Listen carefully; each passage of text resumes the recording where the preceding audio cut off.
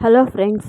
కౌష్కి జగదాత్రికి ఫోన్ చేసి, జేడి ఇప్పుడే ఆ సూరి మా ఇంటికి వచ్చాడు, ఇప్పుడు కూడా నా తమ్ముడు హత్య చేస్తాడని అంటున్నావా అని కోపంగా అంటుంది. అప్పుడు జగదాత్రి, యువరాజ్ తప్పు చేశాడు కౌశికి గారు. ఆ నిజం మీ కళ్ళ ముందుకు వచ్చిన రోజు, మీ తమ్ముడు నిజ స్వరూపం తెలిసిన రోజు తట్టుకునే శక్తి మీకు ఉండాలని ఆ భగవంతుని కోరుకుంటున్నాను. మీ తమ్ముళ్ళలో మరో ముఖాన్ని నేను మీకు చూపిస్తానని త్వరలోనే మీకు మాటిస్తున్నాను అని అంటుంది జగదాత్రి.